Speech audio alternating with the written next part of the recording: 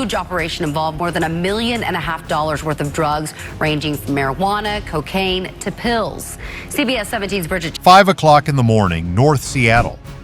An ordinary suburban house family, portraits hanging on the wall, glittering diplomas.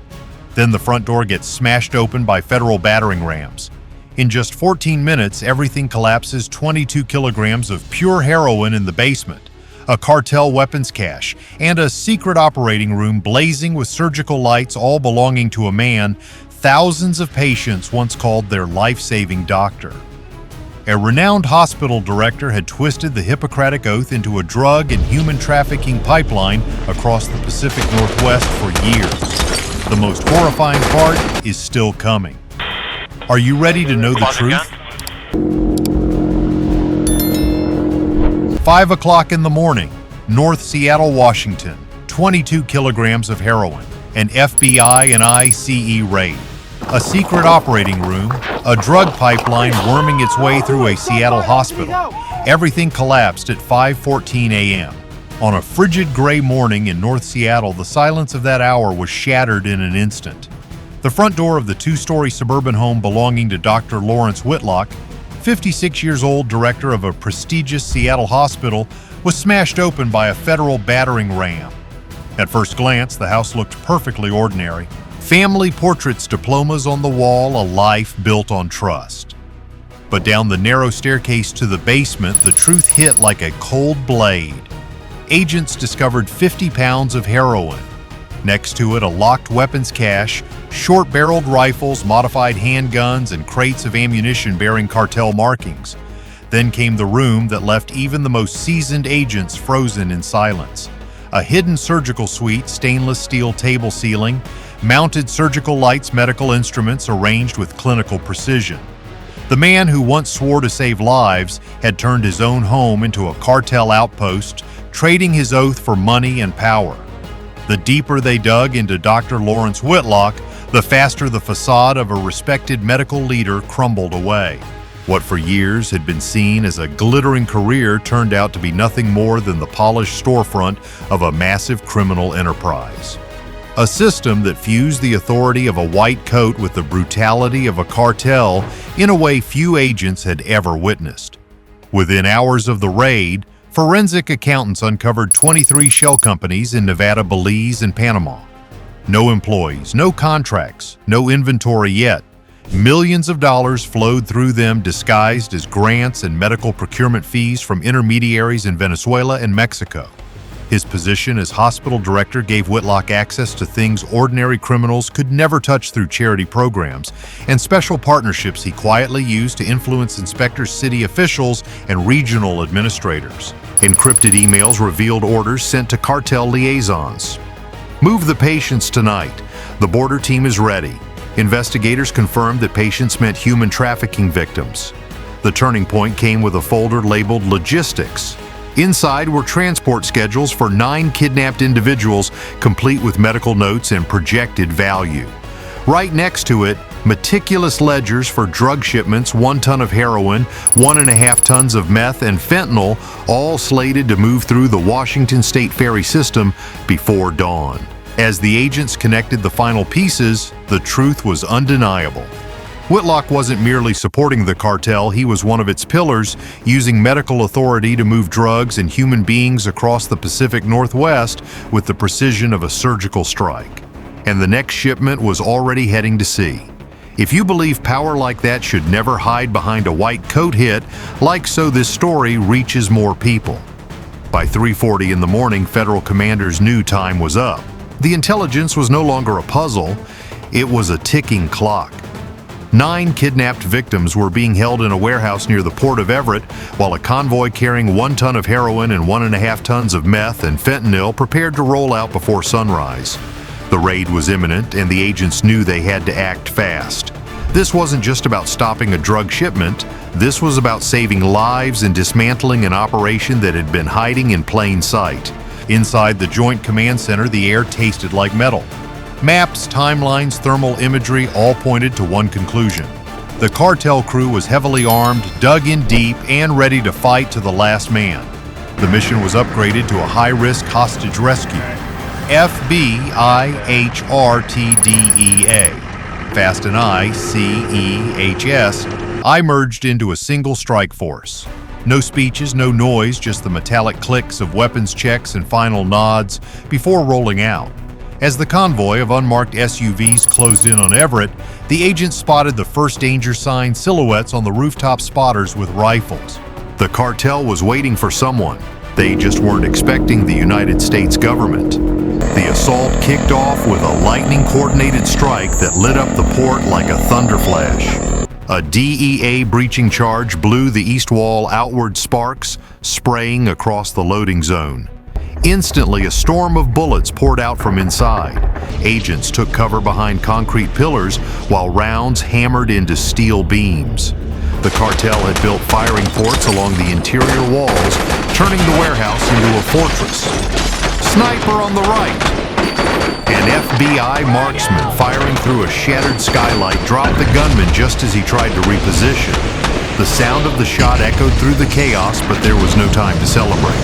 The agents pressed forward, moving quickly, strategically, with a singular focus to rescue the hostages and neutralize the threat. Every second counted, and the storm inside the warehouse raged on. Inside the warehouse, it was a maze built for ambush, overturned forklifts used as barricades, barrels of industrial chemicals stacked into makeshift bunkers. The cartel fighters struck from multiple levels using ladders and patches of darkness to conceal their movements. At one point, two gunmen burst out from behind a row of crates, forcing the HRT operators into brutal close-quarters combat. Ballistic shields rose as muzzle flashes ignited the gloom just inches from resolute faces. A flashbang skidded across the concrete and detonated in a blinding white blast that shook the rafters overhead. In the southwest corner, ICE agents converged on a group of captors attempting to shove the hostages toward a refrigerated truck idling in the shadows. One gunman opened up with a burst of automatic fire, and in an instant, a K-9 team surged forward, the dog pinning him to the ground before he could cycle another round. Outside came the most dangerous moment yet. Three cartel trucks roared to life, engines screaming as they charged toward the perimeter. The lead truck slammed through the chain-link gate in a shower of sparks. A DEA armored vehicle barreled into its path agents, taking precise shots that deflated the tires. The truck fishtailed, slamming into a nearby container, sending a whole row of metal crates shuddering with the impact. Above, helicopter searchlights blazed to life, flooding the chaotic battlefield in blinding light. The beams illuminated fleeing figures, discarded rifles, and the crumbling remnants of a criminal empire on the run. Back inside, FBI agents pushed forward, reaching the container flagged in Whitlock's encrypted messages. The lock was industrial grade, a tough barrel. Cut it. A flash of steel, the doors swung open. 9 panicked hostages, bound and shivering from the cold, poured out, weak, terrified, but alive. Outside, the final shots faded to silence. The last gunman dropped his weapon hands, trembling in the air as the federal noose tightened around him. When the sun rose over the Port of Everett, the scene was staggering. 2.5 tons of narcotics. Dozens of firearms, 9 lives saved, 1 pipeline obliterated. The agents stood amidst the dust, sweat, and gun smoke, knowing this had been one of the most dangerous fights they'd ever faced on American soil. As dawn broke over the Port of Everett and the final gunman was cuffed, federal analysts turned to the mountain of evidence pulled from Dr. Lawrence Whitlock's underground empire.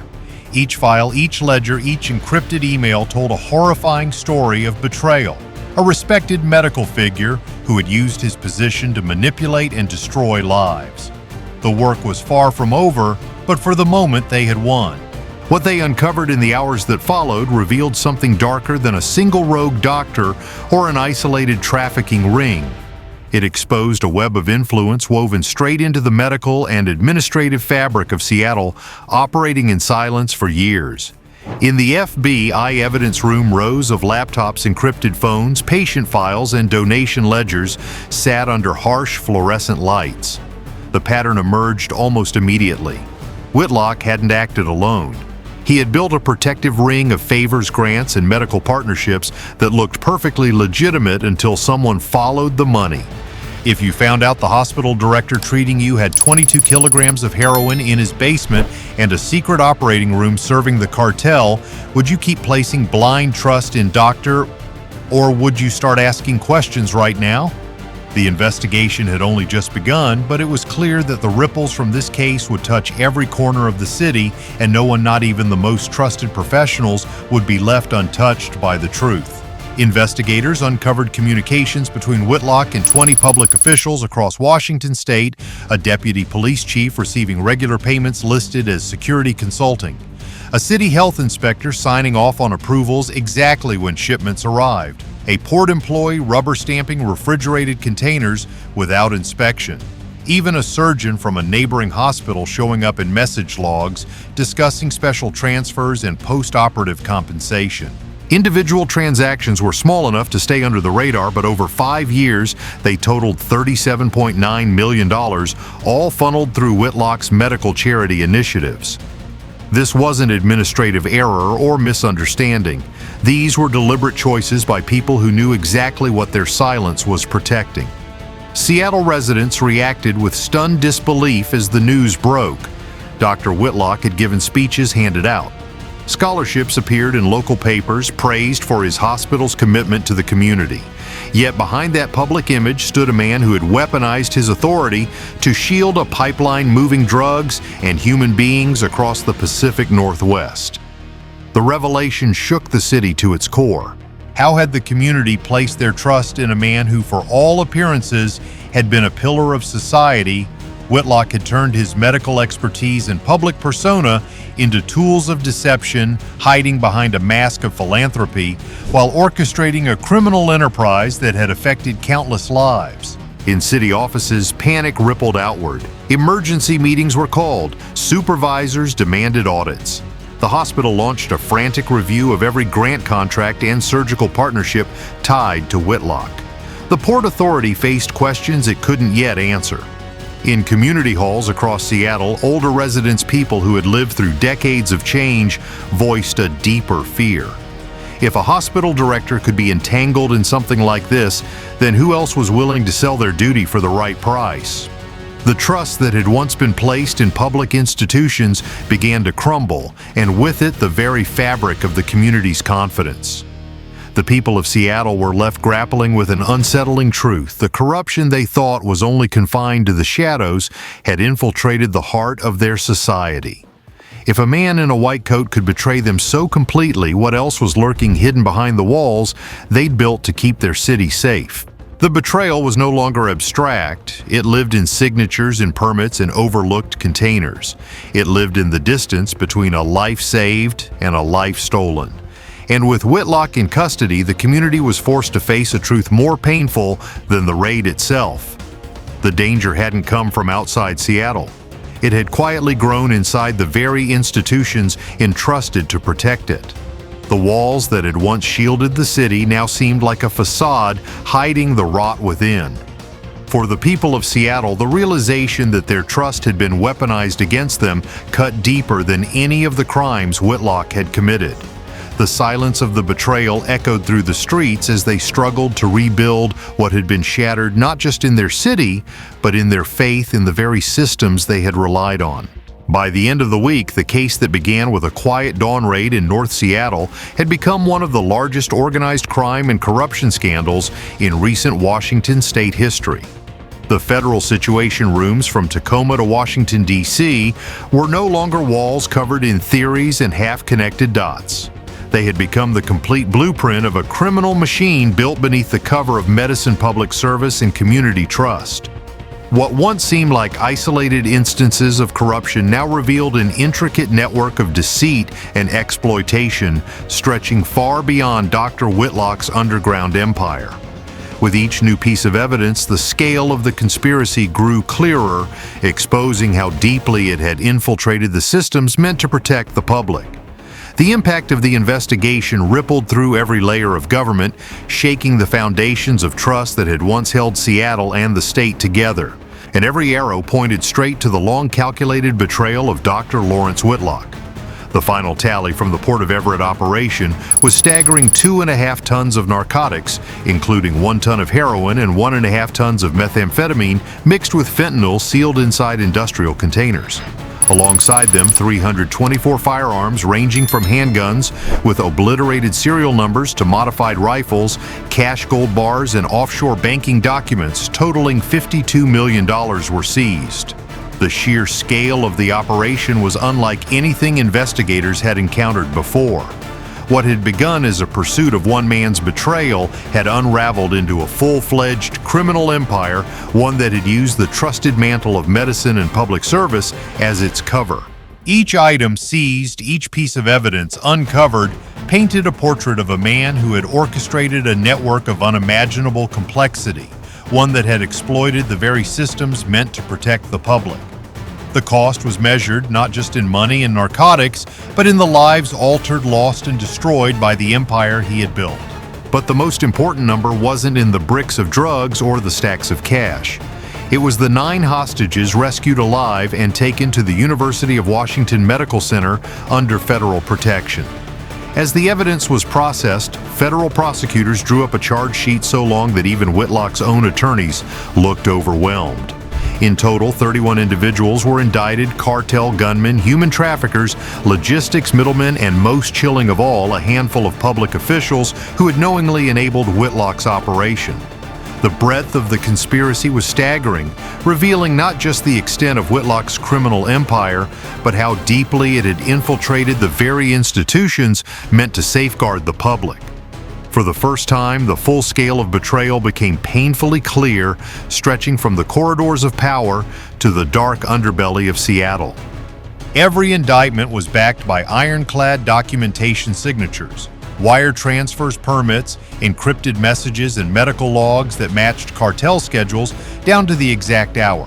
Whitlock alone faced the full weight of federal law, drug trafficking, human trafficking, racketeering, financial crimes, and public corruption. His arraignment drew such crowds that federal marshals had to barricade the courthouse steps. Older residents who once trusted his hospital, who had listened to his speeches, who had voted for the implicated officials, stood behind the barriers. Some wept, others too stunned to speak. The weight of the betrayal was overwhelming as the reality of how deeply Whitlock had wormed his way into the fabric of their community set in. For many, the trust they had placed in him felt like a personal wound, one that would take far longer to heal than any legal process ever could. Inside city agencies, the shock rolled out in waves. Hospital administrators launched emergency audits of organ transplant programs, donor records, and outside partnerships. Every contract Whitlock had ever signed was suddenly yanked from archives. The Port Authority shut down entire piers pending inspection. Police departments opened internal investigations into every officer named in federal files. In Olympia, state legislators called for hearings into the oversight failures that had allowed a hospital director to quietly build a criminal hub under the cover of community care. The ripple effect of Whitlock's betrayal was undeniable. It wasn't just one man who had fallen from grace, it was an entire system that had allowed corruption to fester unchecked. As investigations deepened, Seattle was forced to confront the uncomfortable truth that their trust in public institutions had been systematically eroded piece by piece for years. For many Seattle residents, especially older Americans who had watched the city change over decades, the scandal struck at something deeper and more painful than the crimes themselves. The damage wasn't just in what had been done, it was in the institutional blindness that had let it grow. People who once placed absolute faith in the integrity of doctors, inspectors, managers, and civil servants now asked themselves how many warning signs had been missed, ignored, or smoothly explained away, and for how long. The realization that their city, once a beacon of trust, had quietly allowed corruption to flourish in its most sacred institutions was a blow that left many reeling. It was no longer just about one man's betrayal. It was about how those tasked with safeguarding the public had turned a blind eye, allowing a criminal empire to flourish right under their noses. For the residents of Seattle, the question now was, could that trust ever be rebuilt? It is a reminder that sometimes justice has to confront the very people entrusted to protect it. And as the city wakes up to the full scale of Whitlock's betrayal, a quiet but resolute understanding has taken hold. The danger didn't come from the shadows. It grew right under fluorescent lights inside the institutions built to keep people safe. But once dragged into the open, it has nowhere left to hide. In the end, this case isn't just about one doctor, one basement, or one warehouse. It's about what happens when the people sworn to save lives choose power over integrity. The true cost of that betrayal isn't measured in dollars or drugs, it's measured in the trust lost, the systems broken, and the lives forever changed. Seattle may rebuild, but it will never forget the price of allowing corruption to flourish in plain sight. The Lawrence Whitlock case taught us an expensive lesson: never hand out blind trust just because of a white coat, a lofty title, or a smile on the news. Power without oversight will always look for ways to turn itself into a weapon. Learn to ask questions, trace where charity money actually goes. Read the fine print on the contracts your hospital signs, and speak up the moment something feels off instead of trusting completely. It was the silence and indifference of the community that fed this monster for years. Today, every single person watching this can become the first line of defense, the shield that keeps darkness from slipping into the very places that are supposed to be the brightest. The lesson is clear: trust is earned, not given blindly. And when we fail to question, we allow the very systems meant to protect us to become the ones that harm us. It's up to all of us to ensure that no one ever has the chance to abuse the power granted to them again. From a quiet suburban home to a burning warehouse in the dead of night in Everett, from a white coat to federal handcuffs, the story of Dr. Lawrence Whitlock has exposed the most terrifying darkness of all danger. Sometimes doesn't come from the shadows, but from the very people we gave our absolute trust. 9 lives saved, 2.5 tons of drugs, seized 31 accomplices indicted, yet the wound in the community's trust will take far longer to heal. What would you feel if the person who once held your life in their hands turned out to be a merchant of death? Leave a single word in the comments, Justice, if you believe no one, whether in a white coat or an official's chair, stands above the law. Thank you for watching to the very end. See you next time.